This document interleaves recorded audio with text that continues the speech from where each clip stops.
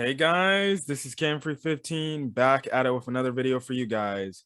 And I am back for the final time I am saying this.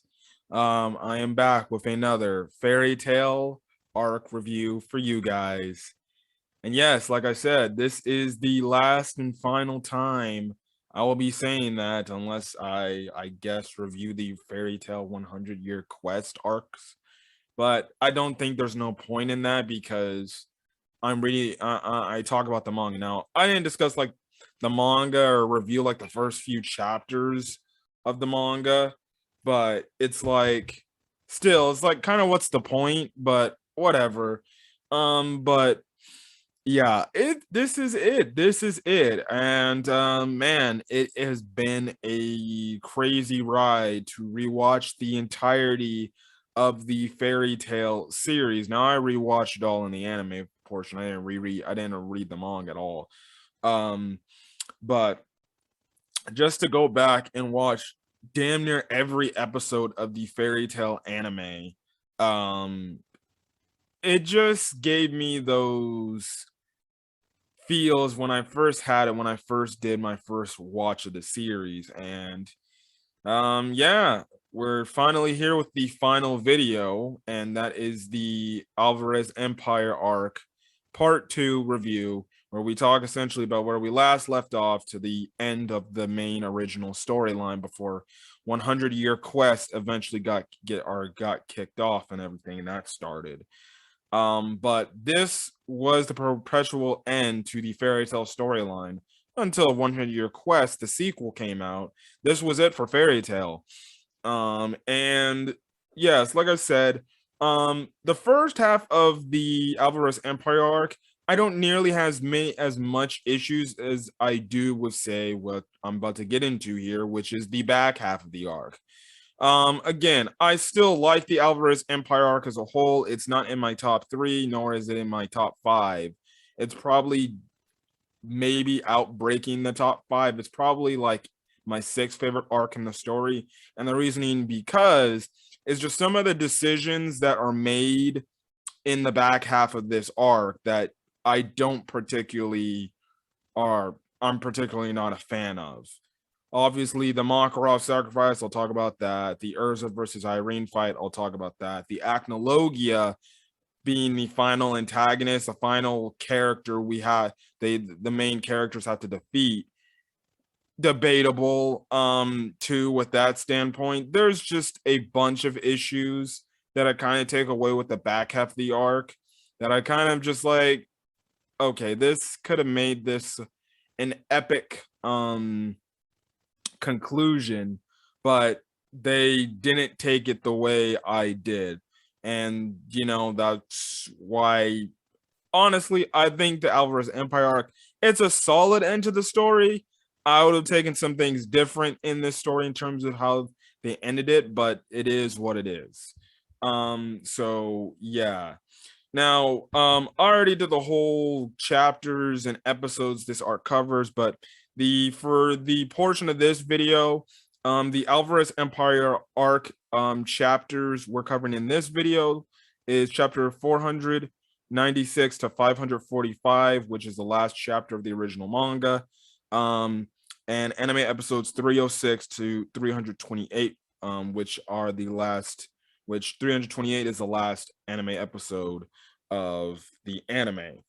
So yes, that's the whole thing there.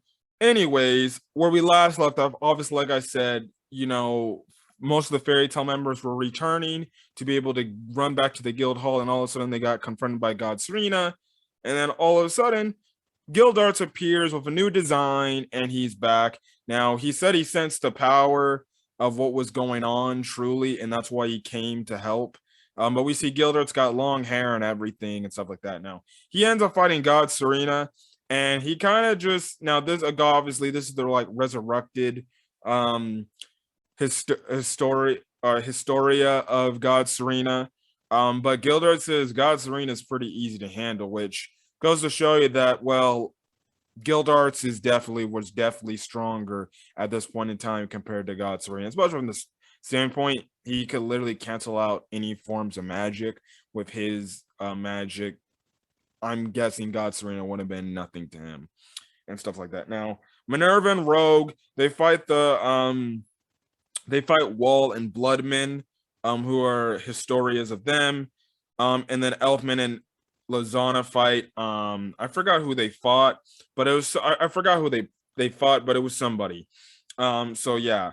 Now we see that Irene, her whole thing is that she's trying to get the fairy heart out of Mavis, and she's doing this whole spell on Mavis to get her to get the fairy heart out, but it's taken a while, and even Zerv's like, could you hurry this up? But Irene's like, I'm sorry, it's gonna take a while and stuff like that. So yeah, now Irene also tells Nineheart to go out and kill Urza and become who he's meant to be. In his eyes, he essentially goes all, like, I guess you can say, bloodthirsty, crazy, to where he just goes insane, and we see what happens to him later on.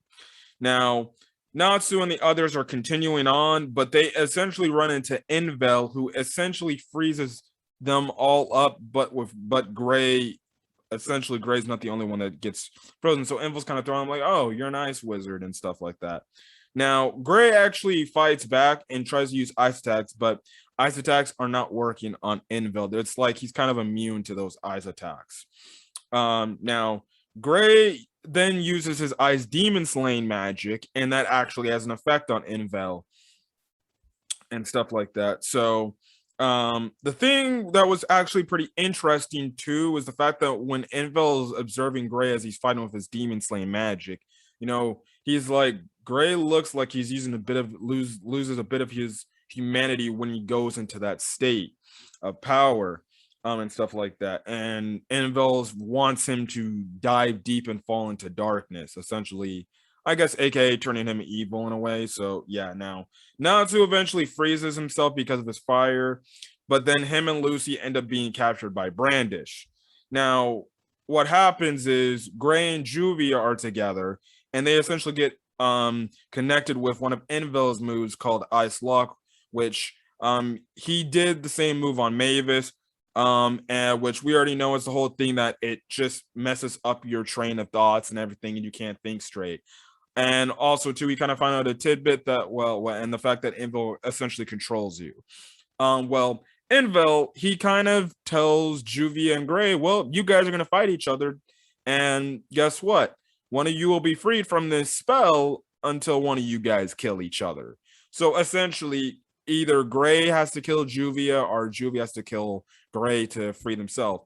And clearly, you see this very emotional scene because they don't want to hurt each other because, well, they mean a lot to each other and they care about each other, and stuff like that. Now, the reason why Invel does this is because he wants Gray to dive deep into the darkness he talked about when he went into his ice demon slaying mode, and he wants him to see him kill somebody he loves. Let's be honest, he loves Juvia. We already know this. At this point in time, I will say this. Now, it is confirmed 100 requests that Gray actually has legit 100% romantic feelings for Juvia, but I think that at some part in the Alvarez Empire arc, Gray fell for Juvia, and this whole moment even sparks the whole truth, the fact that, yeah, Gray definitely was in love with Juvia and he had feelings for her at this point in time. He just didn't express this whole thing. He didn't express himself at this whole thing. Because I think I do remember. No, I don't remember if it was Gray telling Juvia that after this fight he wanted to tell her something. I think that was the Grand Magic Games arc. But I think he said the same thing here in the Alvarez Empire arc, that he said he wanted to tell Juvia something. I think, if I'm wrong on that, please put that in the comment section, and stuff like that. So yeah, now Juvia comes up with an idea. She has an idea to kill herself before she loses all complete sense, and then she just goes on trying to kill Gray. Now, the thing is, what happens is, since they both don't want to kill each other, what Gray and Juvia both do is they essentially both impale themselves with their own magic abilities. And this kind of throws Invel off. He's like, what the hell? Why would they kill themselves? And essentially, it was from the standpoint that, well, like I said earlier, the two are just care about each other too much to hurt slash kill each other. And it was kind of thrown off. He's like, these two people care about each other so much that they would do bodily harm to each other. Now they both collapse, but the thing is, Gray eventually wakes up and recuperates because Juvia does a blood transfusion using her water magic to keep him alive. And essentially, we're seemingly led to believe that Juvia is dead and she sacrifices her life to have Gray live on. Now, this is one of the false sacrifice moments, false death moments here, because then later on, we see frickin' Wendy come in the nick of time, of course, in the nick of time to heal Juvia.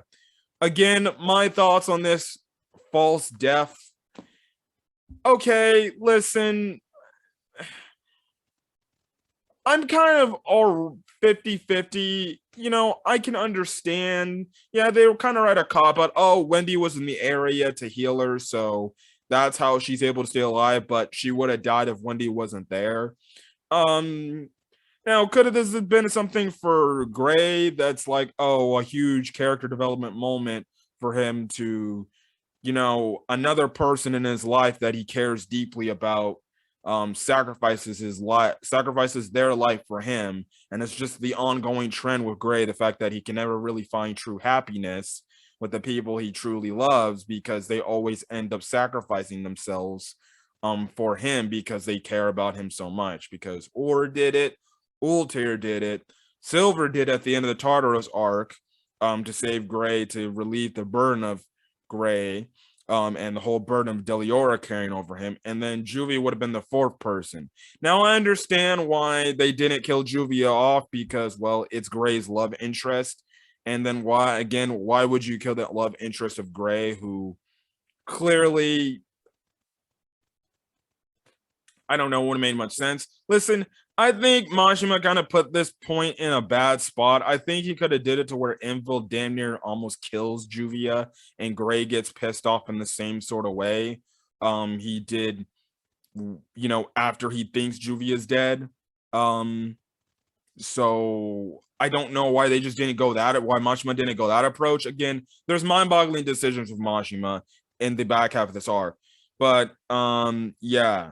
Now, essentially, Gray says he essentially wanted Juvia to stay alive and everything because he was now starting to take her feelings more seriously, which is an indirect confirmation of the standpoint that, well, Gray now truly cares about Juvia in a romantic way, and he was willing to deal with Juvia's love antics, which eventually, when we see if you read to 100 Requests, hell, if you watch the anime, I know I'm spoiling it, but at this point, it's not really a spoiler. It's kind of confirmation here that Gray is in love with Juvia, especially with the reaction that he gives after this. So essentially, what happens is Gray then confronts Envil again, and he's very pissed off. He beats the ever-living shit out of Envil and defeats him with utter ease. Now, Envil goes on to say that Gray is plagued by tragedy. In order to relieve that burden and that tragedy, you have to kill E&D. And that's when Envil reveals to Gray that E&D is none other than Natsu, which kind of throws Gray off his game. Now, cutting back to Natsu and his group, Brandish says to Natsu and Lucy is that she won't hurt them, but she's going to take out the other Fairy Tail wizards. Now, Natsu says that Fairy Tail will fight back and win. And it's a whole spiel. The standpoint, it's like, well, we're not going to freaking, stay in here and let you do what you're going to do. We're going to beat you up because you're hurting our friends and stuff like that. And Brandish is like, oh, fine. Okay. Now, what happens is Nineheart actually shows up, the crazy Nineheart, but then Natsu just easily defeats him in one hit and stuff like that. Now, the thing is, Happy wonders why he's calling, because Nineheart in the whole thing, and this whole spiel is calling Urza Lady Urza. Now, Happy's wondering, why did that guy call Urza Lady Urza and stuff like that? Again, like I said earlier, Wendy goes on to find Juvia and healed her because Carla's clairvoyance clicked in, and Carla's clairvoyance saw that Juvia was about to die. So there's your answer to why Juvia is still alive. So I guess that's a valid enough reason. Now, Juvia, then after she reawakens, after she's healed, she's like, where's Gray? She tells us to Wendy, because Juvia knows more than anybody, oh, Gray must think that I'm dead still, which means he might be going through a lot of grief right now. I need to find him and stuff like that. Now, cutting back to the Natsu stuff, because Natsu and Lucy are being so, I guess you can say, non-cooperative with Brandish. Brandish then reawakens or re-enlarges the tumor within Natsu, which makes him collapse. So you have Brandish versus Lucy again. And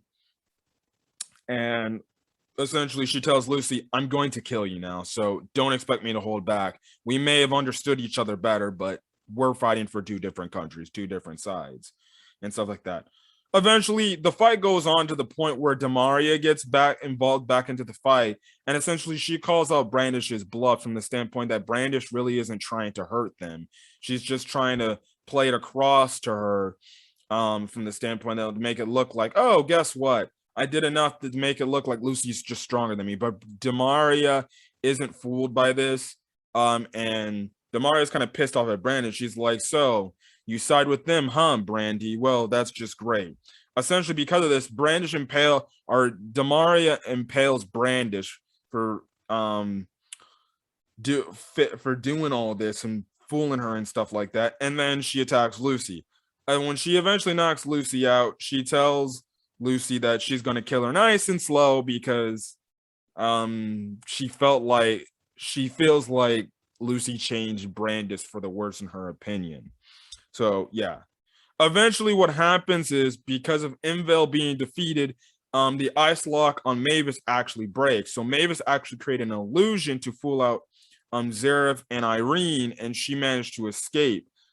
Mess then was able to catch up with her, take her back somewhere, so then, you know, she can be able to get to safety. Now, the reason why Mess came to her rescue was, well, obviously, the whole Zero illusion coming back and everything and stuff like that. Now, Portlayuska eventually finds Brandish laying on the ground half dead, and then eventually she heals her.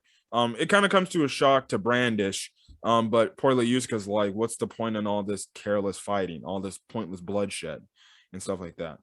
So yeah, anyways, what happens is, we see the standpoint that Lucy looks to have lost her eyesight because Brandish was messing with her and kind of torturing her and everything, and stuff like that. And essentially we see Demaria just kind of shaking over in the corner, just all afraid, saying that, you know, he was a monster. Now, Lucy, when she reawakens, she thinks that it's Natsu. And Portlayuska tells Lucy that what was inside Natsu really wasn't a anti-magic tumor or something like that, or a magic tumor. It was something like demonic awakened in him. All of a sudden, you then see in that same episode where the last bit of the episode, it's Natsu like legit in his full E&D mode, and stuff like that. Just charge it. Now, eventually, Natsu is like, I must kill Zareth. I need to find Zareth. All of a sudden, Gray then finds him, and then Gray tries to see if there's any part of Natsu within him. But the E&D part of Natsu is in control, and Gray essentially says, I have no choice but to kill you, Natsu. For everything that has happened in his life, the fact that, well, you gave me this grief. And I'm like, no, he didn't. Even though Natsu's E&D, Natsu didn't create all this grief. It was Zareth that created this grief, because damn near every member who means a lot to you were affected because of Zareth's doing, or with Deliora and his family, Ultir, that whole thing had something to do with Zareth there. Listen, I'm not trying to say. Listen, I know the tensions are high, and I'm about to talk about the truth now. This is how my understatements going of how Natsu and Gray started their little brawl fest. Listen, the thing is this. Eventually, we get a flashback to Natsu where he reawakens and then he sees Lucy on the ground after being tortured by Demaria. And he's thinking that Lucy's dead. And, obviously that takes him off, which turns him into E&D and stuff like that. Which goes to show, well, Natsu loves Lucy, and yes, he cares about Lucy, but it indirectly shows that Natsu is in love with Lucy. From the standpoint, he doesn't want her to get hurt or anything. It's the typical trope with anime characters. The main character and their love interest, where you hurt the love interest, main character gets all sorts of pissed, and he's like, you're gonna fucking regret that, and you pissed me off for the last time. So I personally think Natsu wasn't seeing straight because, one, he thought Lucy was dead, and he's like, what's the fucking point anymore? He channeled the E&D portion of him reawakens, and he tries to go off to kill Zarek. Now, Gray, the same boat for him. He thinks frickin' Juvia's frickin' dead, so he's not knowing any better. So he's kind of lost a little bit of his own sanity, and he's gone a little bit crazy because he thinks Juvia's dead, and he's blaming Natsu. He's not thinking straight or not seeing straight, and he's blaming Natsu for Juvia's death. I'm like, I didn't even think he's like, you're the one that killed Juvia. And I'm like, that makes no sense. He didn't kill Juvia. No, Envel indirectly killed Juvia. This is what I'm talking about. Listen, I will say this, it was pretty cool to see Natsu versus Gray, but at the same time, when you're watching this, it's like, this should not be happening. And you're like, guys, we really shouldn't be doing this right now. And and stuff like that. But on my honest opinion, I feel like this whole E&D Natsu versus Gray battle was kind of forced. I honestly think it's just a forced way to get these two characters just to fight each other for no apparent reason, and stuff like that. So that's the thing. And hold on a quick second, guys. I'll be right back. Okay, I'm back. But like I was saying, I felt like this E&D Natsu versus Gray, it was just forced for, tension reasons and the whole build-up. Oh, what would Gray do when he finally finds out who the true identity of E&D is? And what is he gonna find out? What is he gonna do when he finds out that Natsu? Is he gonna just drop it, or is he gonna fight him? Well, you get your freaking answer here. He's gonna fight him, and apparently he just blames Natsu for everything that happened in his life, even though Natsu had nothing to do with it, because for the longest time, Natsu was around Gray like legit 24/7. They worked in their own guild. That's why I'm saying this whole fight being forced down our throats is stupid. Yes, was it cool? Yes, it was. But it's a forced fight that doesn't cater to the storyline at all. It's just, oh, what's Gray gonna do when he confronts Natsu about being E&D now and stuff like that? Is he going to try to kill him because we know Gray says he wants to take out E&D? And the thing is, you're willing to kill your friend because he's some demon. It's like, you would think he would put a better effort, be like, I know you're E&D, but you're still my friend, Natsu. I'm going to bring you back and make you come back to your senses. Why is it he just goes automatically blaming Natsu for things he didn't have no reason to cause, as well as why is he just going to randomly kill him? I'm like, dude, that's your best friend. You've known him all your life. Well, most part of your life. Why are you going to try to kill him? Makes no sense. See what I mean? This is kind of a more of a nitpick than an issue, but it makes no sense here. And stuff like that. Now, Irene is looking for Mavis, but Mavis using illusion to gather everyone to fight. This pisses off Irene, and essentially Irene powers up the Alvarez soldiers to the point that they become mindless monsters that are crazy freaking powerful. Now, Urza takes out some of them, but they get right back up. It's essentially like they're damn near zombies. Now, Makarov realizes, and we're getting to the controversial Makarov moment, which I'm going to get into a huge rant about. Makarov realizes this whole thing is happening, and he sees most of the people, especially the members of Fairy Tail, damn near almost all getting killed. And that's when he realizes that he has to use fairy law to save everyone. The catch is this. Yes, he can use fairy law, but based on the amount of enemies he's using it on, it takes away the lifespan. So to when he uses it against, say, Hades and I forgot the guy back, I forgot the dude's name. Back in the Phantom Lord arc, he only used it on one person and it didn't take up like a crazy amount of his lifespan. But essentially there's like over damn near like 1,000 troops. And essentially the moment he uses fairy law, he knows he's going to die. And Makarov, knowing that he's going to die, he essentially sacrifices his life because he wants his children to live on. And they do in a very emotional sacrifice where you have members like Mavis and Urza to tell him, please don't do it. But, you know, Margaret's like, no, I must do this because this is the end of my journey.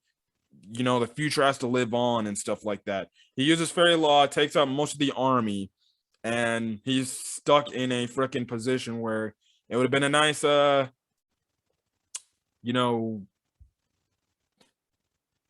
honorary, like, I guess, battle scene death, the way he was standing. And, well, we're led to believe that Makarov is dead. But by the time you get to the tail end of the arc, he's still alive. And he somehow survives.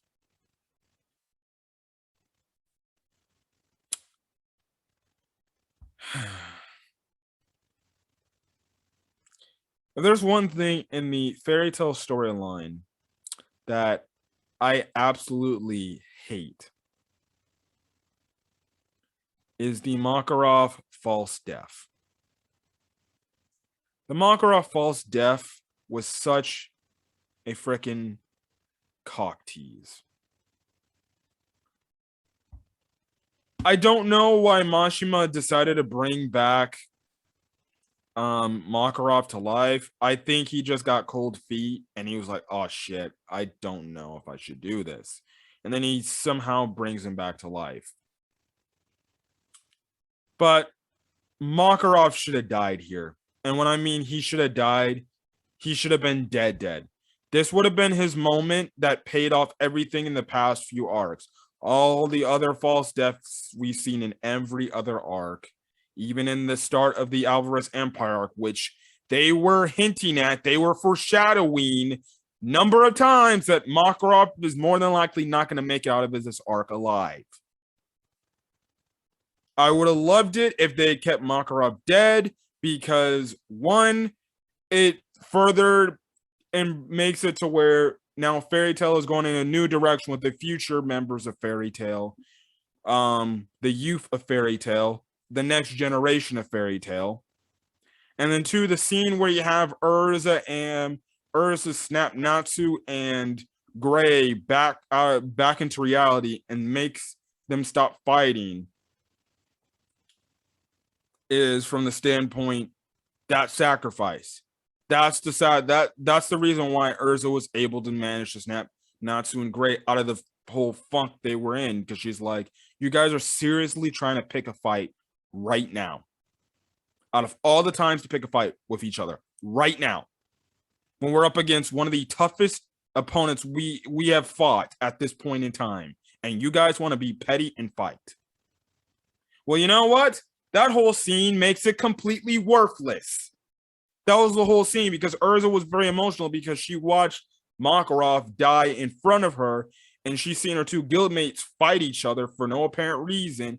And she says, she quotes lines from Makarov to make them snap out of it. And she, even though she doesn't really indirectly tell them, Natsu and Gray have the idea, oh shit. Urza's crying. What the fuck happened? That makes a complete scene completely worthless. Again, still great scene. Still great scene with some of the main members of Fairy Tail between Urza, Gray, and Natsu, and the whole backstory is how the fact that, you know, Gray and Natsu, they both don't like to see Urza cry because they know Urza to be a strong, you know, character, a strong, bold character that has a lot of, you know, courage and passion, and they don't like to see her cry. They even flash back to their moments where, you know, they saw Urza cry in a moment. They never seen her be so vulnerable, and they both both know they don't like to see Urza cry like that. Well, that scene is completely shitted on when you bring back freaking Makarov. If you kept Makarov dead, you could have had the freaking end of the arc be, well, guess what? Fairy Tail needs to get a new master that is about the youth, the new next generation of Fairy Tail, which, in my honest opinion, it more than likely would have probably been Urza, like, if we're being honest, because guess what? At the start of the arc, you know, they named Urza the interim guildmaster till they got Makarov back. So I would envision that they would have given Urza guildmaster again. And if you're like, well, Urza would have not done much as guildmaster if she was elected that. Well, wrong, because Sting's an active member of Sabretooth and he's their guildmaster, and he still does a lot of quests for them even though he's their guildmaster. I think the Makarov sacrifice frickin' is one of the worst things this series is. If not anything, one of the worst. It is the worst thing the series has did. Makarov should have died because everything after it, the whole Urza, Natsu, Gray connecting scene, it makes that whole scene pathetically worthless. Like, I don't even care. Yes, it's still pretty damn emotional, especially in the first time viewing. But then when you see Makarov come back, it's like, so what was the point of that scene?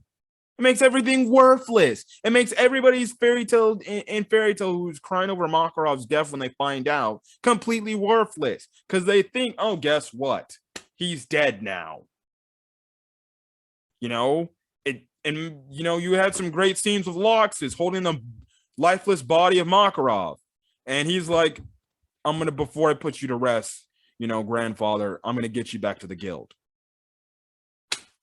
Like, completely kills that whole thing. And it's like, even like, I hated it watching it the first time when it was revealed that he was still alive. I hated it twice as much when I saw it the second time. And it's like, why, Mashima? Why did you not kill him off? Because you could have taken it the direction where, guess what? Going to the Fairy Tail, one of your quests is about the next generation of the Fairy Tail Wizards, the Fairy Tail Guild. That's what we are building up to. That's what we are building up to. You know, the next generation to take the storm of Fairy Tail.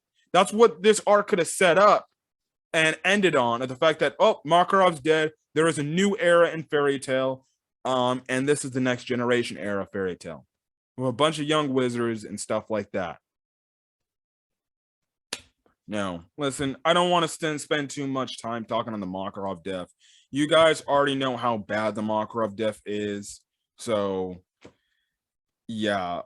Anyways, like I said, as Urza calming down Natsu and freaking Gray, speaking the words of Makarov through her lips, essentially, it calms them down, makes them get back. Lucy and Juvia both show up in the nick of time to comfort Gray and Natsu. They both are like, we're okay. You don't have to worry much. And they're like, oh, you guys are still alive. My love interests are still alive. And then they both collapse and they both pass out because Lucy and Juvia both embrace each other and they're good. Hell, even in the fucking opening for this part, you have it to where when you have the panels of Gray and Natsu, you have like Lucy and Juvia walking through that said scene in that opening, showing that, oh, clearly Gray and Lucy play important roles in Natsu and Gray's life. And that's the fact that it's their love interest. Like I said, if there is, without any doubt, if you had any concerns, the fact that how Gray and Natsu both feel about their both love interest, this scene alone confirms you to the fact that Natsu is in love with Lucy and Gray is in love with Juvia. That's what I saw this whole scene of them going berserk and fighting each other. That's what it truly means. The fact that they were so overjoyed to see Lucy and Juvia still alive. It goes to show you, oh, they truly deeply care about them to the point it's a romantic type of way. So, yes. Anyways, they go take them to Port Utica to go get healed. But Urza is then confronted by Irene. Now, Wendy stays to help Urza, and Urza is wondering why Irene is so interested in her. Now, Jalal and the rest of Crime Sorcier are eventually defeated by August, and then Jalal asks August why, or August asks Jalal why is he fighting against Zareth, because you used to follow under him and stuff like that. Now, Jalal says he wants to weed out the darkness, and August makes a mention that Zareth having a son, and that the mother is the only one that can stop that said son, which, well, and he's talking, and really he's told. We later find out that August is the son of Zareth, essentially saying that it's implying that only Mavis can be the only one to stop August. So like that. Now, this also just throws Jalal into a whole standpoint from the shocked from the standpoint. He's like, wait, Zareth has a fucking kid? What the hell? Now, we're led to believe that Larcade Dragneel, who shows up, is the son of Zareth, but he's just a book from the books of Zareth. He's just a demon from the book of Zareth, a creation from Zareth. But essentially, we get introduced to Larcade fully here, and we find out Larcade's magic. And Larcade's magic is the fact that, well, he deals with pleasure. Essentially, the whole thing is, well, let's just say, oh, brother, let's just say his magic is about making you feel the pleasure you felt like when you first, well, lose your virginity in a way. And we see there is a legit scene in the manga and the anime where Larcade's magic affects characters that essentially had lost their virginity. Some of these characters we see are Gildarts, Angel, Loxus, Mavis, Zareth, Irene, Rogue, and Minerva. Now, we know for Gildarts, obviously that's the case. He definitely lost his virginity because we know from Gildarts he did it with a ton of women, and he even conceived a child with one of those women, which eventually created Kana. Now, Mavis and Zareth, we know they apparently somewhere in the past timeline did it. It's not very, it's not answered when they did it with each other. We just know that the two were lovers and they did the dirty deeds with each other at some point, because that's how August was conceived. Now, Irene, we know because we later found out she's the mother to Urza. So obviously, we know from her backstory she got pregnant with Urza. Now, obviously, some of the shocking ones are really the only shocking ones on this list are Angel, Loxus, Rogue, and Minerva. Now, in terms of Angel, I don't know what guy she did it with, nor do I want to know. My only guess is it was probably Cobra, because I definitely could see it was where her and Cobra had a thing going on when the Arashi and Sace were first formed. I definitely could see that. So maybe that's a thing that happened. Maybe that. Otherwise, she slept with some other guy we don't know. In terms of Loxus, I would not know who the hell that is. My only guess is this. It's two people. Now, the whole thing is I do ship Loxus with Mira Jane. Now, we do know in the past Mira Jane was kind of a feisty character when she was younger. So I don't know. Maybe Loxus and Mira Jane had a thing in the past going on, even though Loxus was kind of arrogant as hell back in the day. So maybe they did it, but I think I'm more likely to incline that either Loxus maybe did it with some random chick, or I'm more inclined to believe that Loxus probably did it with Evergreen at one point, and they had some some sort of, I guess, friends with benefit relationship where Evergreen pleased Loxus for pleasure. And maybe they did it, and that's how Loxus lost his virginity. Now we don't see Evergreen at all be reacted to this, because we don't cut over to Evergreen. So we wouldn't know. It's like, oh, I guess you can put two and two together, but then it would have made it more confusing if, say, Elfman was affected by it, because then it's like, okay, then clearly Elfman and Evergreen did it.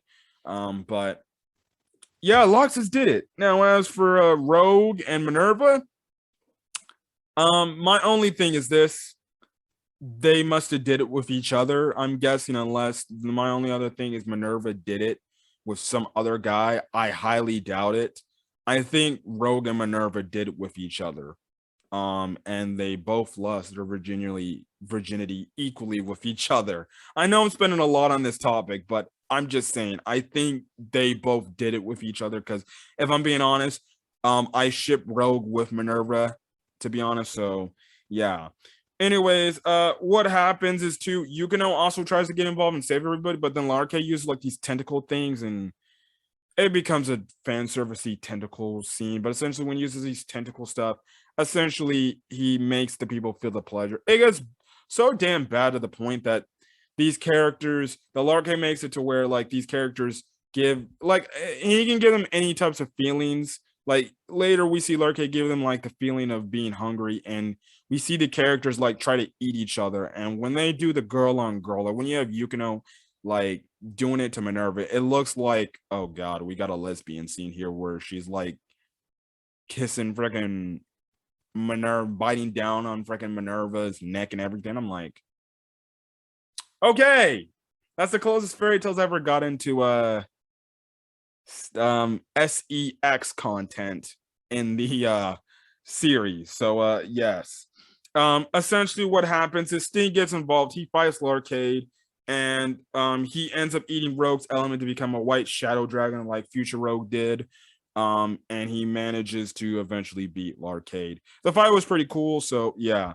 Now when Lucy brings Natsu back to Puerto Yuzuka, Natsu ends up getting cold, and then we see Natsu in his head get an understanding of how he came to be. He just doesn't remember how he interacted with the other Dragon Slayers in the past and everything. We also revealed that the person who created the scarf was Anna Hartfilia, who is Lucy's great ancestor. And Natsu even makes mention like, that girl looks like Lucy. Now the others over here, Natsu saying that he must kill Zareth, and Happy admits that Natsu will die if he does that. And that's when Happy eventually reveals to everybody, oh, Natsu's E&D and stuff like that. Now, we actually get another scene where Minerva actually apologizes to Kagura for the way she treated her during the Grand Magic Games, but Kagura, after now realizing that, well, she doesn't need to hold grudges anymore, she says, listen, it's okay, and that she's done holding grudges with people. And stuff like that. Now we cover the fight with Irene and Urza, and during the fight with Irene, Urza finds out that, well, Irene is her mother, and she was the queen of the dragons. And this is when we get the backstory of Irene. Now, 400 years ago, Irene lived in the country of Dragunov. We also do find out too that Irene actually originated, and she's actually from Ishgar. So yeah. Now she lives in the country of Dragunov, and in the West Continent, the dragons over there are very highly aggressive. Now, what happened is essentially they made attacks. So what Irene did was imbue their magic, dragon slaying magic or dragon magic, into humans, and that's how she created Dragon Slayers. She's literally given the title, the person who created the Dragon Slayers. Like, so Irina literally just created, she was the one responsible for creating Dragon Slayers and stuff like that. So what happens is that, so anyways, going on, after having people who learned dragon slaying magic, they defeated the dragons, but after those events, the events of using dragon slaying magic took place, obviously thanks to the dragon seed. And stuff like that. And we know the whole dragon seed is the whole standpoint that if you use dragon slaying magic, a person who uses dragon slaying magic ends up turning themselves into a dragon. Now, some time has passed. Irene is actually pregnant with Urza, and that's when the changes start happening to her. Urza's father was actually a general who was arranged to marry her on a for political reasons, but he eventually betrayed her because he was turning into a dragon, and it's kind of messed. And honestly, the friggin' Ursa's father was kind of a dick to Irene, because he's like, you're turning into Acnologia, you're turning like an Acnologia, stay away from me, you monster and you beast. And it's like, dude, that's your wife. And then even freaking Irene is like this is how bad this guy is. This is how bad this guy is. Irene tells Urza's dad that I'm pregnant with a child. And freaking Irene's that's like, you freaking monster, we got a devil child and stuff like. Essentially, the dude's just a huge douchebag. Like, seriously. He essentially locks her up. But what happens is Irene escapes because she transformed into a dragon.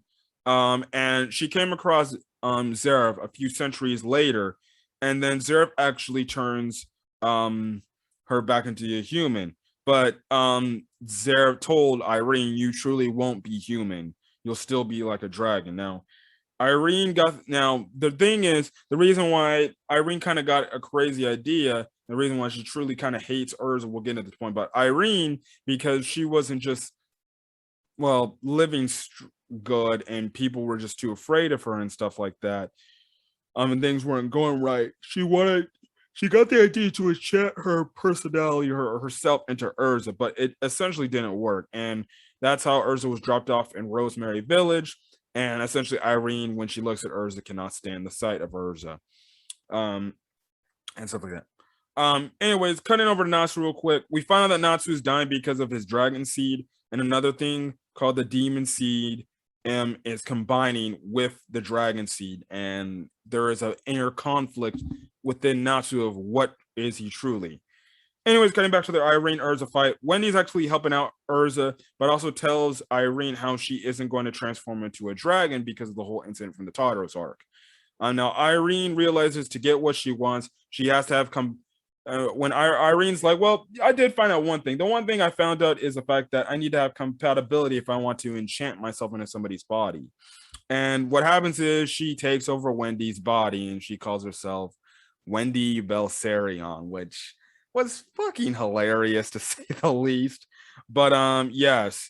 Now Urza's having trouble fighting Irene because she doesn't want to hurt Wendy because obviously that's Wendy's body. And two, she can't hurt somebody she considers a friend. And stuff like that.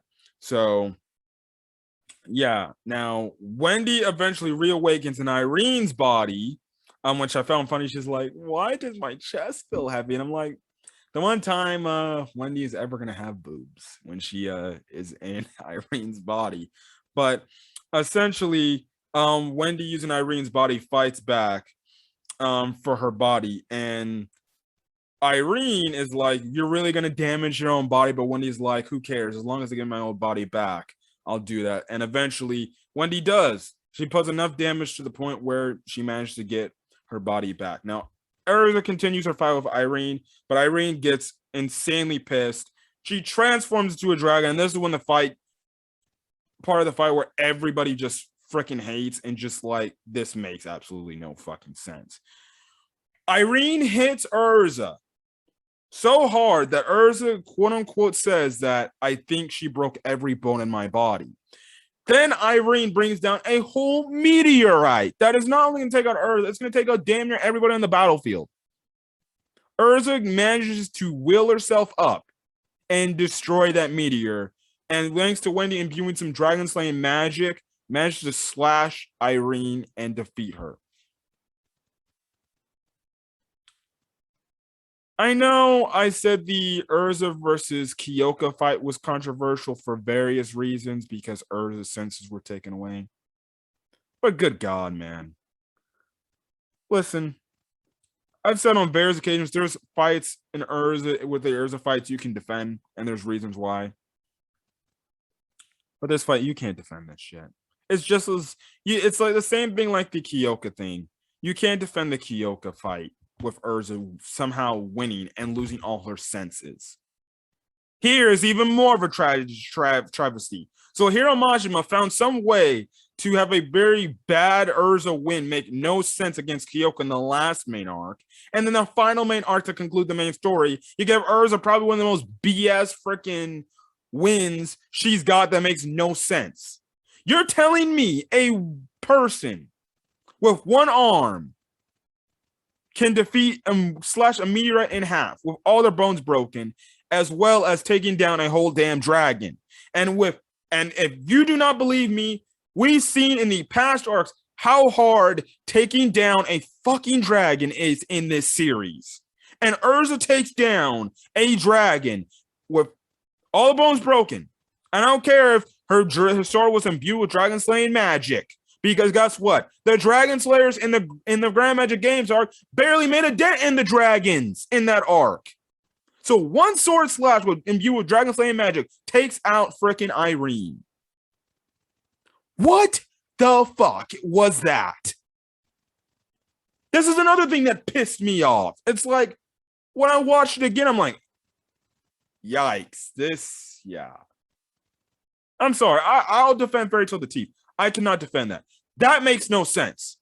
Urza having damn near every bone broken in her body except her arm. I believe it was like her right arm, and she managed to cut through a meteor and slash down Irene in her dragon form, which we're led to believe, not only from Acnologia, but even a Grand Magic Game arc dragons, that their dragons are very hard to even damage. And she does it in one hit like that.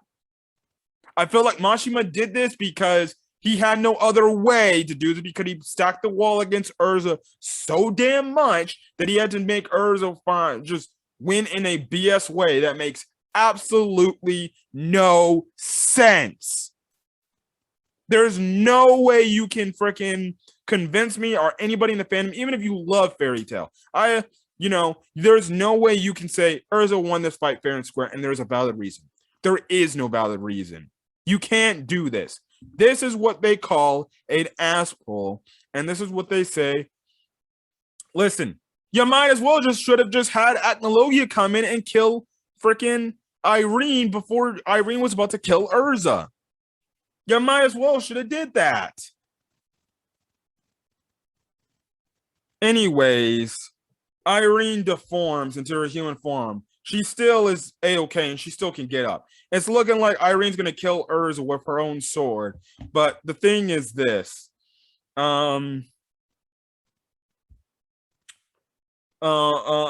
Essentially, Irene can't do it because it's later revealed that Irene deep down truly loves Urza, because that's her daughter, her only daughter, and she loves her, and she can't hurt her own flesh and blood. And we later find out that Irene never really tried to enchant herself into Urza. She just couldn't do it because of those same exact reasons. And that's why she dropped her off, because she dropped her off in Rosemary Village because, she came to realization, if I feel this way about you, then I'm just going to keep you as a motherly.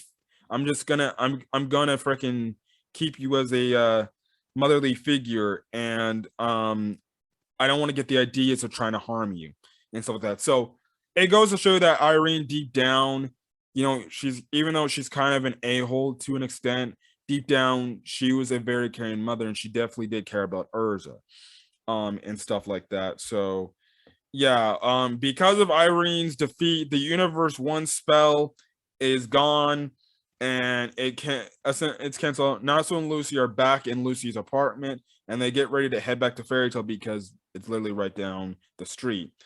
Because now everything's back to normal, August looks to finish off everybody, but then Gildarts gets involved and starts to fight him. Natsu and Lucy leave to go on the Fairy Tail. On the way, they essentially run into Brandish. Now, Lucy hopes to see Brandish once again, and they say their goodbyes for now. But Natsu knows where Gray is at because Gray ran off.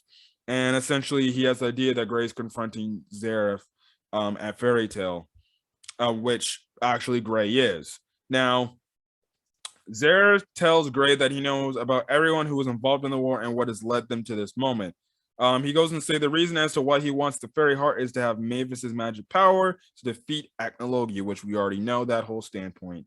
Now, August ends up fighting Gildarts, but Gildarts is having some trouble, and eventually Kana gets involved. Cutting back to the Gray discussion.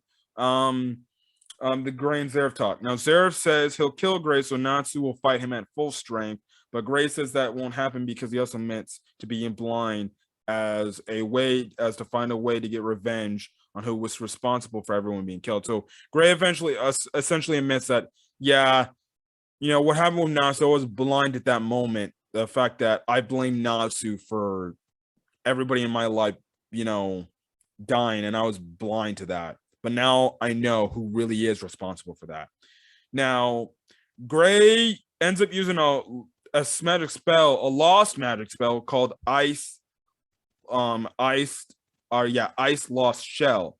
Essentially, how this spell works is it has the same properties of Iced Shell, but essentially it turns the essence of somebody into magic power, and after it is used, everybody forgets that the person ever existed. Essentially forgets the user. So Gray's willing to sacrifice it all, and Zeref's like, you're willing to lose everyone and stuff like that. You're gonna cause everybody grief and everything.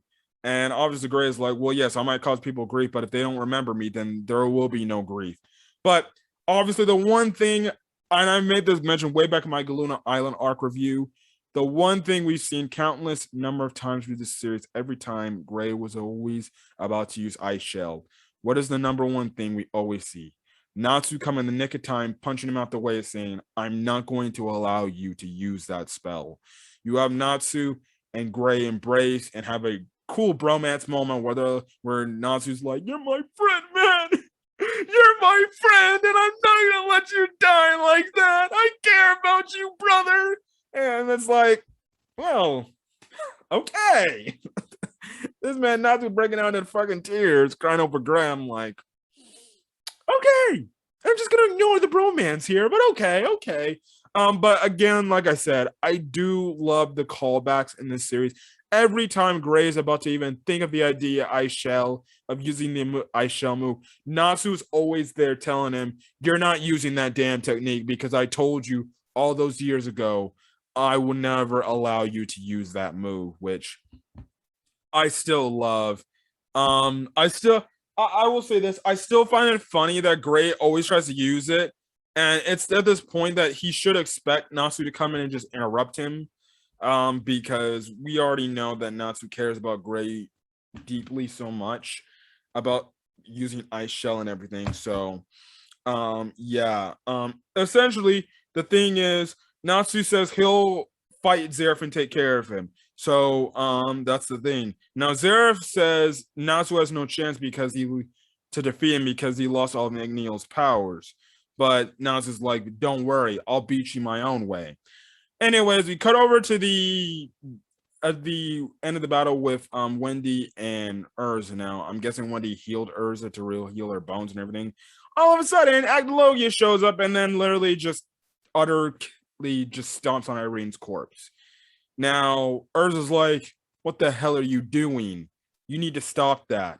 It looks like Acnologia is going to attack Urza and Wendy, but Jalal comes in and saves them.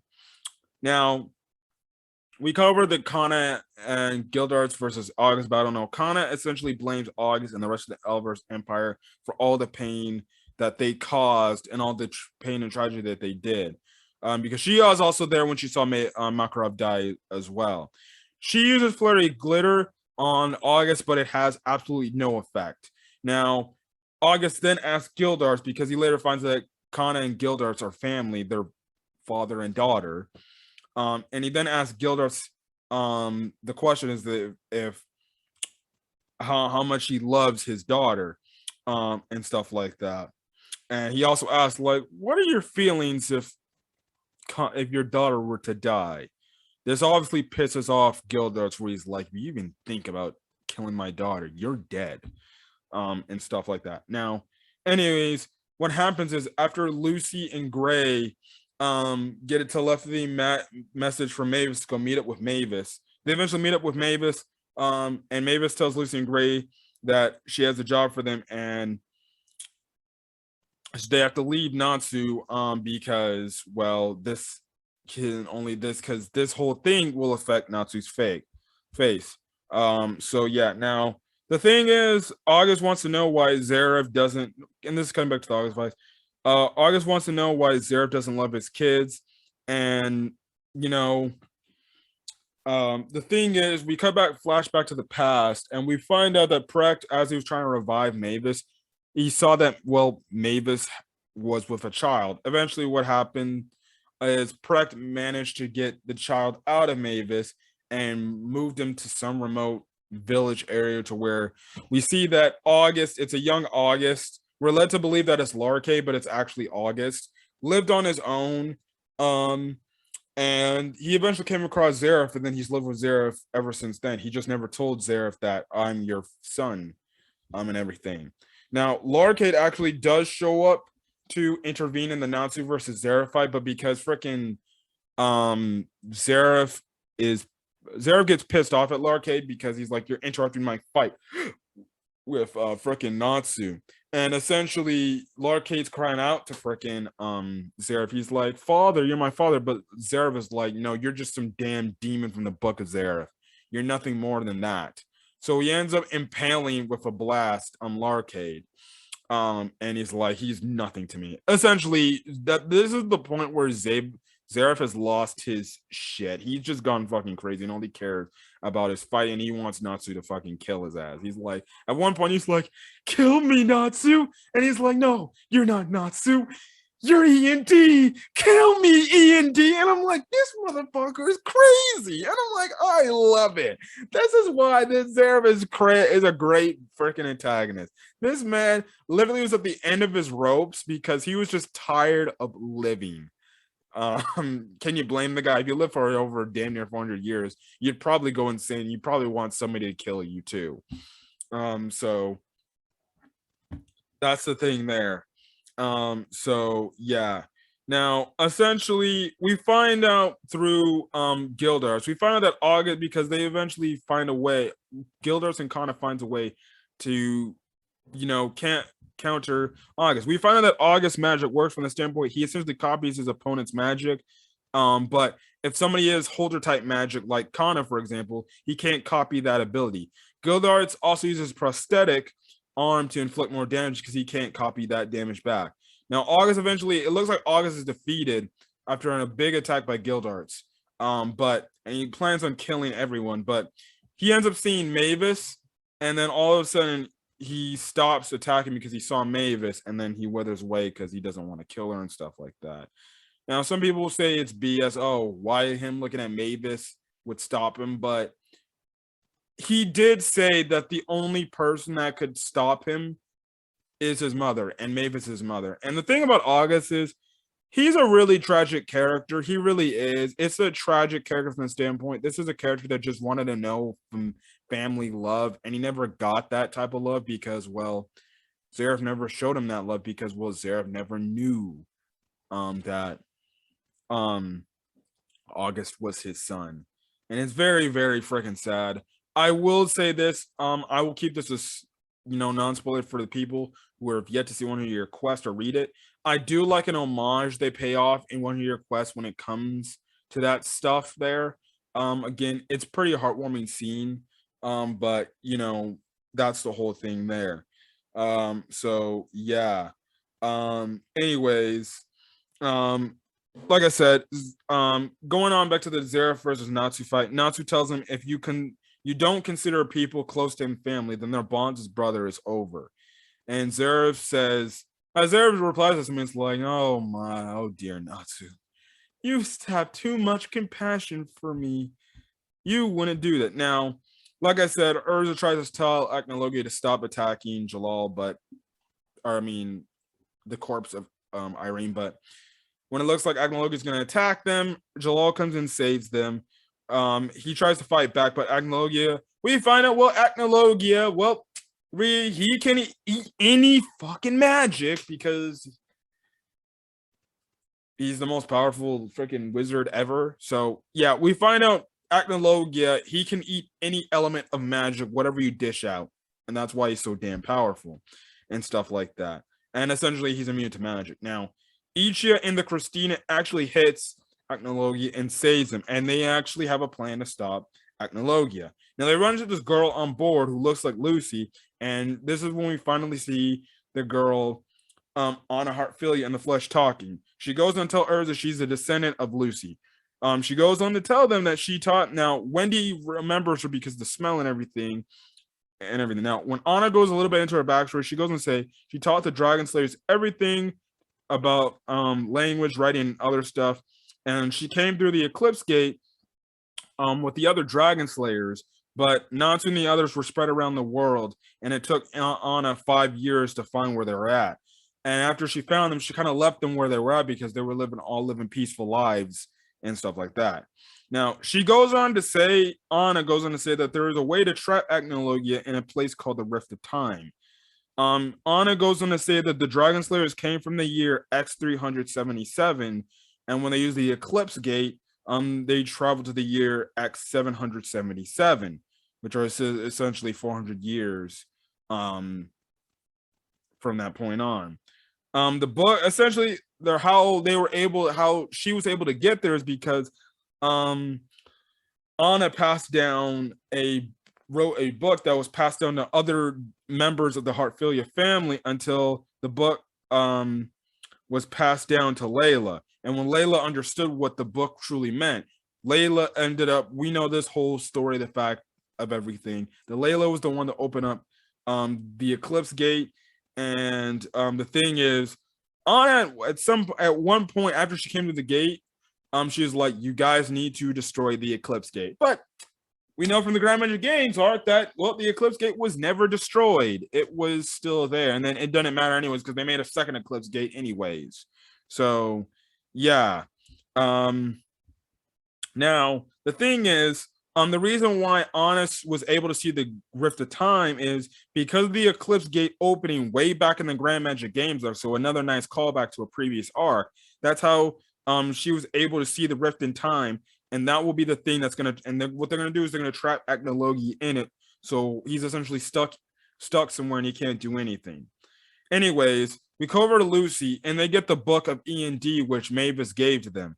Happy asks Lucy open the book because he has an idea what to do with it. Now, this is when we kind of find out Zarev's his real true plan. Now, Zarev's true plan is to reset everything in time so he doesn't end up with the curse of contradiction.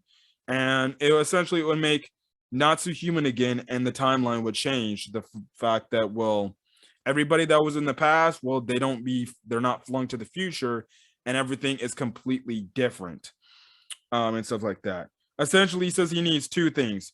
He says he needs the fairy heart, which is from Mavis, and the Rift of Time. He calls it the Neo Eclipse. So what? Anyways, cutting over to Hartfilia's gang.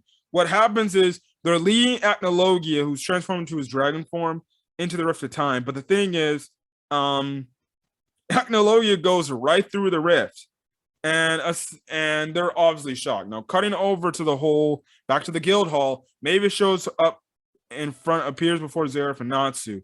And the thing is, Natsu ends up channeling his dragon force, and we see Natsu use the dragon force against Zareth in this whole thing. Now, Lucy ends up opening the book of E&D, and a bunch of words comes out and stuff like that. So, yeah. Coming back to the Anna stuff, I'm not going back and forth, but this is how hectic this last part of the arc is getting. Anyways, Anna Hartfilia has a plan to open the Rift of Time again, but when we cut back to the guild hall, Mavis is trying to calm Zareth down and trying to be like, hey, listen, you need to stop this. You know, this is all worthless, but I don't know why Mavis did this, because Zareth was like, yeah, I'm sorry, Mavis, but I'm not the Zareth you once knew, the Zareth you fell in love with. And he essentially gets a hold of Mavis, grabs her, and he takes the fairy heart from Mavis, despite Mavis's pleas not to do so and everything. And it's kind of a very sad scene, because it's like Zareth, like I said, Zareth at this point has lost all reason. He doesn't care anymore. He wants to do what he wants to do, and that's it. And essentially, Zareth damn near, essentially transforms into a god. He even says he is a freaking being that can transcend fucking time. In other words, he's a freaking god here. So that's when you have freaking Natsu versus essentially the god version of Zeref, and he's like all in white and everything. Which this is why it leads me to believe that I rather would have liked this being the final battle than Agnologia and stuff like that. Now, what happens is Natsu does an attack that Zeref eventually regenerates from, and then he eventually impales him. Now, Zeref goes on to leave Fairy Tail, but if he does that, essentially it's game, set, match. He rewinds time and everything's lost for nothing. But thanks to Lucy, rewriting something in the book of E&D, Natsu gets back up and he is fighting again. Now Lucy gets affected, but Gray eventually cools her down with this whole red heat stuff. Now, essentially the thing is, because of this whole thing happening, the rift in time becomes visible. Agnologia can see it, and he's like, what the hell is that? Now Jalal tries to, quote unquote, try to sacrifice his life to knock him out of the rift, knock him to the rift in time, but it doesn't work. And then you have Ichi and Anna sacrifice their life to defeat Agnologia, and they manage to put him through the rift in time. Again, we later find out that doesn't work because there's another false sacrifice. I'm not even going to talk about this false sacrifice anymore because at this point, it's the same song and dance. Too many damn false sacrifices. Honestly, it is what it is. Just whatever. Anyways, Natsu manages to defeat Zeref using the flames of the guild, and that's what Zeref realized, that he's like, he isn't using his own flames. Natsu's using the flames, the power of the guild, and stuff like that. Eventually, what happens is, it overpowers Zeref, and Zeref is defeated. He's knocked out of his god form, and he's back into his base regular form. Natsu then leaves, and he's like, okay, Master Mavis, I leave this handle to you, and stuff like that.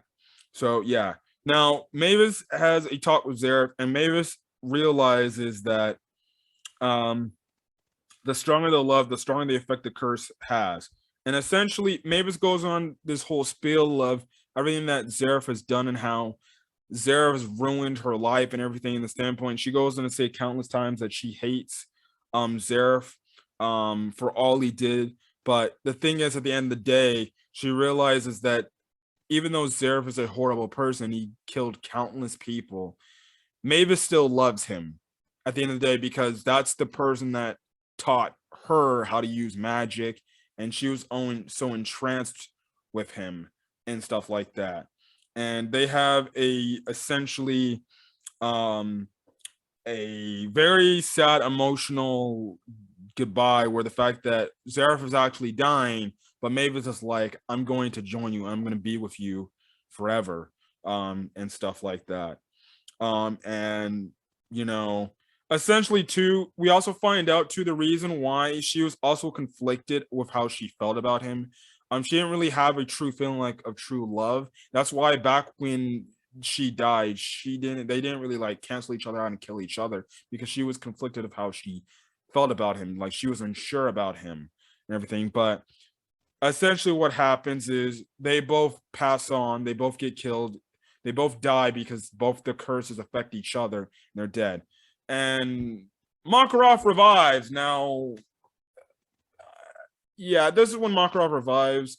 I tried to look into the reasoning of how he's alive, but all I could find is the spirit of Mavis and Zeref somehow brought him back to life, or some, I don't know. It's a BS reason, whatever. Anyways, it is what it is. But Makarov, when he revives, he's like, yeah, when I was in the afterlife, I saw two happy people, and he's pointing out he saw Zeref and Mavis holding hands, walking together in the afterlife and stuff like that. So it's like, I'm guessing they put the spirit of Makarov's dead spirit back in his body. Again, it doesn't make no sense. So yeah. Now, what happens is the Book of E&D actually also disappears because, well, Zeref is dead. And now they think that, oh shit, Natsu's gone for good. But Natsu appears, and he's okay. And Lucy managed to change Natsu's fate in the Book of E&D by making him essentially human and not a demon.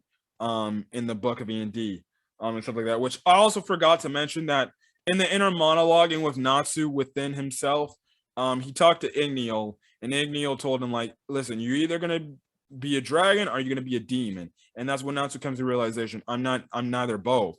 I'm a human, which makes things better and stuff like that. So yeah, and essentially what happens is as they're heading to the guild, Natsu mysteriously disappears. Now, Wendy looks into the sky and sees a crack. Now, it actually turns out to be Acnologia, and Acnologia actually broke through the damn rift in time. Yeah, I know. So this arc further continues, and this makes Acnologia the final antagonist of the storyline, and stuff like that. Eventually, what happens is all the other dragon slayers get taken to this rift in time, and they're in Acnologia's little space. Now, his consciousness, Acnologia's consciousness, or what happened is this. Now, Ichi and Anna actually come out of the rift, so they're not dead. So again, like I said, false death. What happened is Acnologia actually absorbed the magic from the rift in time, but it split his body. It split his body and his spirit. His real dragon body is in the real world, flying around, just destroying everything, while his spiritual body is in the rift of time with the other dragon slayers. Essentially, what happens on Lucy's end of the thing is Lucy comes up with a plan to use Fairy Spear to trap Acnologia into the Fairy Spear and use it to defeat him. What happens is they have to get him onto a boat because obviously dragon slayers are weak to stationary objects, and that was a boat. But on the way there, Acnologia has essentially in the body has the common sense to destroy his weaknesses, and we kind of find out that Acnologia is still pretty damn aware of what he is doing in the real world, and he's not like a mindless maniac freak and stuff like that. Now, Anahar Philly says the only way they can defeat Acnologia is on the Dragon Slayer. It's only up to the Dragon Slayers to do it. There's only so much people in the outside world can do to defeat Acnologia. Only the Dragon Slayers are the ones to defeat Acnologia and everything, and stuff like that. Now, when Natsu gets transported, he's confronted by Acnologia, and he sees all the other Dragon Slayers in these crystals and everything, and they're kind of, well, stuck there. But because everybody hears the voices, all the Dragon Slayers hear the voices of the people who means the most to them. They all hear their voices. They break out of the crystal, and they end up fighting Acnologia in a tag team effort, which ends up resulting in Natsu absorbing all the Dragon Slayers' elements and using them a combined effort of all their elements to defeat Acnologia once and for all. Acnologia is defeated, the fairy tale world is saved, and that's it. Now I'll get to the epilogue of the arc, but my thoughts on the Acnologia being the final antagonist, I don't like it. It is what it is. Listen, at the end of the day, it is what it is. Zeref, to me, in my honest opinion, is more of a main bad guy. Should have more than Zeref. Let me rephrase this whole thing. Zeref, in my opinion, should have been the final antagonist that Fairy Tail had to fight, because the original story of Fairy Tail was always built up around Zeref. Each arc that involves a tie to Zeref was built up from the start, and it just makes sense that you make Zeref the final antagonist. Zeref was built up like way early stage. They foreshadowed Zeref and built him up from like early stage Fairy Tail. You didn't fully see a character appearance of Zeref till the Tenro Island arc. When do you first see friggin' Acnologia? The Tenro Island arc. Yes, he's foreshadowed by Gildarts earlier, like right before the Edalus arc, but he makes his first appearance in the Tenro Island arc. Then he's just gone. He doesn't show up in the Grand Magic Games arc because he don't know what he's doing. He doesn't sense the other dragons. He shows up in the Tartaros arc. Yes, I said this. I thought this. I don't think Acnologia should have been the final antagonist. Acnologia should have either died against Igneel at the end of the Tartaros arc as the dragon's last sacrifice, saying, we took out Acnologia for you guys to live on and live in peace. Now all you have to worry about is taking out Zeref, and that's it. and stuff like that. I would have been fine if they killed Acnologia back in the Taros arc, and you had Igneel be the one to do it and be like, I took him down. There is no more dragons in this era. Or you could have did it where Ishia and Anna sacrificed their life and put him in the Rift in Time, and Acnologia is not heard or seen of ever again. And then you have the final conclusion battle like you do with Natsu and Zeref, and that's how the arc ends. Guess what? You get your epilogue over. But no, for some strange reason, Acnologia gets himself back involved. Mashima puts Acnologia back in the spotlight of the story. It's like, oh, yeah, that's right. We fully didn't defeat Acnologia. Listen, I just think it just makes the arc longer than it already should have been. And Acnologia, to me, in my opinion, yes, he could have been, he's definitely up there for final villain candidate, but it's like, no, the story was more built up for Zeref than Acnologia throughout the original series. I don't care about Acnologia. Yeah, you get his backstory and everything, and stuff like that, but it's like, you know, that's the whole thing, which I totally forgot. Essentially, we find out Acnologia's true reasons of why he hates dragons and stuff like that.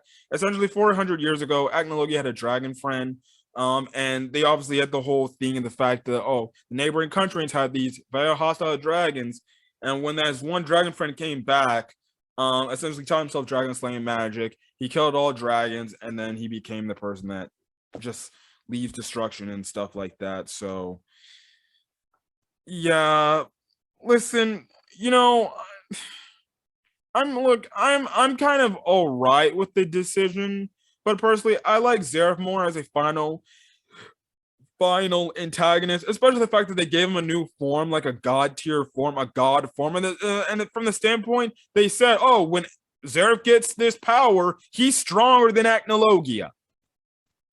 So somebody stronger than Acnologia. Why is he not the final guy Natsu defeats, and then we get to the epilogue of the story? Why is it Acnologia? Oh, wait. For the Dragon Slayers to build up their names and finally take down the threat that's been a threat for them. Now, to their credit, Natsu did say his job was he wanted to take down Acnologia. That was his mission to do that. He did that. I just don't like how they did that. I personally would have killed Acnologia off in the Tartaros arc. Igneel should have finished him off, or you should have had the Ichia Anna sacrifice be the one where that's it. He's done. And you have the final conclusion to the Zeref Natsu fight, and it's over. You get to the epilogue, story over. But no. Typically, characters with the god tier forms are usually the final antagonists. But okay, look, again, like I said, I don't want to spend too much on this topic, but it is what it is. If I redid the Alvarez Empire arc, there'd be many things I would change.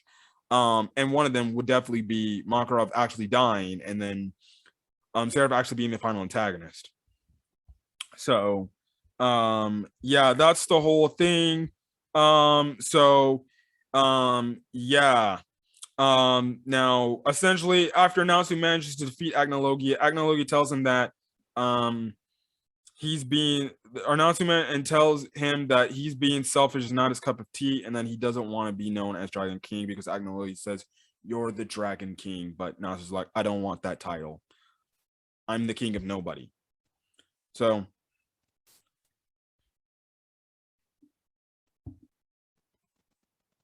okay, sorry for that abrupt cut, but I'm almost done with this arc review, yada yada yada. Anyways, what happens is after the events, the Alvarez Empire arc, a year has passed, so it's X 793, and essentially the events of the entire fairy tale storyline, Lucy published the book in and stuff like that. Now we see that Anna Hartfilia is still in her time, and she's a teacher and everything and stuff like that. So yeah, Gajo and Levy are expecting a baby because we later find out that Levy is pregnant. So yeah, Shelly is able to use magic again, just slightly, but she's starting to use magic again.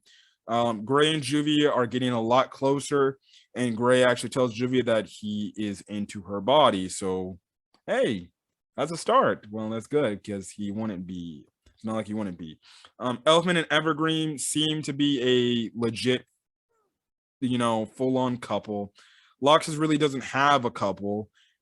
I guess it's just kind of whoever you ship him with. But Lucy does say that apparently there's rumors that him and Mara Jane were seeing each other at some time. So it goes to show that maybe Loxus and Mara Jane maybe did it. But again, like I said, we never saw if Mara Jane was affected by Larcade's magic. So yeah. King Fiore actually retired from being king, and Princess Hisui is now Queen Hisui, and is now the Queen of Fiore. She is essentially fixing the diplomatic issues of Alvarez, and is also making Fiore prosper better. She also gives the members of Crime Sorcière amnesty for their past crimes, so essentially they're all free and they can do whatever they want and stuff like that. Now, Urza is obviously happy because Jalal is able to do what he wants, and I like the whole standpoint where Lucy's like, well, Urza, ever since he's been free, Urza's been doing her hair a lot more and stuff like that. So, yeah. Cobra is actually dating Kinana because Kinana actually says, well, I have a boyfriend named Eric, which is Cobra. Essentially, what happens is it's just a nice, lovely party, but Lucy manages to wake up from in her apartment, and essentially we find out that Lucy was drunk and everything, but the thing is, Natsu's like, hey, let's go on a quest now. So it looks like Natsu's gonna tell Lucy how he feels about her. Like, oh, Lucy, one more thing. Actually, I love you, Lucy. But no, he doesn't say that because it's not obvious for Lucy to say that. And Lucy's obviously being very emotional and crying because she's thanking Natsu for everything he did for her, because she's like, if it wasn't for meeting you, I never would have been in Fairy Tale, and we never would have got to this point we're at to now. And essentially Natsu's like, okay, yeah, but like I said, it looks like Natsu's gonna confess his feelings to her, but he's like, actually, let's go on a job real quick, because that's you know what, actually, I'll tell you after we go on this job. But Lucy's like, why are you I'm crying right here, blowing my eyes out, and you're just saying we need to go on a job. But Natsu's like, don't worry, we're always going to be together forever, which is an indirect way of Natsu saying I love you to Lucy. I guess you can, if you want to decipher that and going more into philosophy type of things, when Natsu says we'll be together forever, it's kind of an indirect confirmation that he loves her, and that they're going to be together at some point, essentially. And then the last bit is where we see Natsu, Wendy, Urza, Gray, and Lucy all go on their journey, which leads into the sequel series, 100-Year Quest. And that is it of Fairy Tale 100-Year Quest. But yeah, that's the end of the main original series of Fairy Tale, and that's where the arc reviews are over. But all in all, even though the Alvarez Empire arc is not my favorite arc, I still like it. Yes, there are some decisions that could change for the better. Yes, but listen, it is what it is, and you have to live with it. But all in all, Fairy Tale as a series, it's like I said at the very first arc review. Fairy Tale is not as bad as people make it out to be. And I think it gets overly criticized because a lot of people just don't like it. And like I said, it's the thing that when people bring it up, oh, don't watch Fairy Tale because it sucks. Because people say that it sucks, and other people just buy into it instead of giving it a chance. And I just wanted to make these arc reviews not only to give you my thoughts of the Fairy Tale storyline and arcs that I loved, and even arcs that I didn't like, and some stuff that I didn't like, and some stuff that I did like, in the series. The one thing I will say is, Fairy Tale holds a special place in my freaking heart, and it is one of my favorite animes that I will rewatch over and over again. And the reason why I love this series so much is because the characters are just so endearing, so loving, so caring, and it's a really great series. If there's a series that dives into the family ties between friends and people, it's this series. And Fairy Tale, I think, does a good job at showing the family aspect of life for characters that even though they're friends, they care about each other like it's a family. And Fairy Tale is a very good series. Uh, like I said, I think people give too much criticism to it than it deserves. And yes, I'm not saying Fairy Tale's perfect. It has its fair share of issues, but it's not as bad as everyone makes it out to be. And I really do love this series. And Fairy Tale is one of those series that holds a special place in my heart. And even now, to this day, I still talk about Fairy Tale on this channel because I love it so much. But that's it for my Fairy Tale arc reviews. Thank you guys for tuning in every Monday at 3:00 p.m. Eastern Standard Time, 12 o'clock Pacific. Seeing these premiere videos of Fairy Tale or just watching it after the premiere video.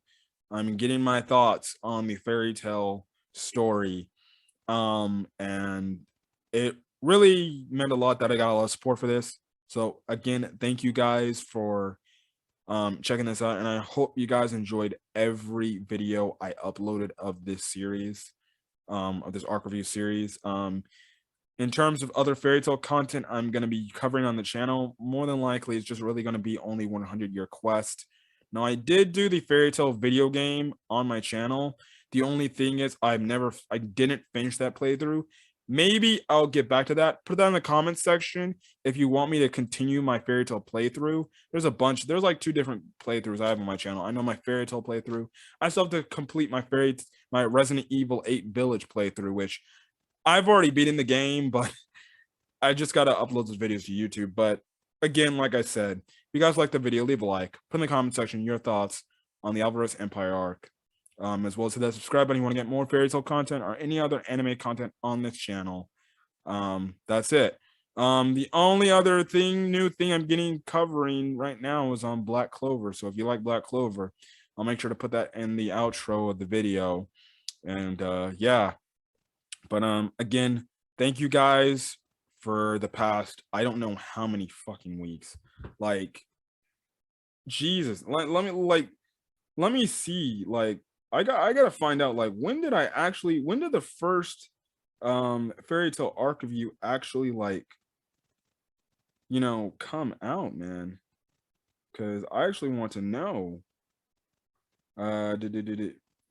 We started the Eisenwald arc. We started Fairy Tale arc reviews July 12th, 2021. Wow. And very crazy enough. Now, I don't know when this video is going to be. This is actually a pre-recorded video a long time ago, but as of now, I've finished recording this November 2nd, 2021. But whenever this gets uploaded, you know the date. Pretty damn long time, which actually, if I go check, because right now, in terms of where I'm at, I recently uploaded the Fairy Tale Zero arc. So next week would be the Avatar arc, then the movie review, so essentially the day after my birthday, November 29th, will be the last day. And to talk about these arcs has all been a blast. And again, like I said, thank you guys for your time of checking out my thoughts on the entire Fairy Tale series. Till then, guys, I'll see you guys in the next video. Peace.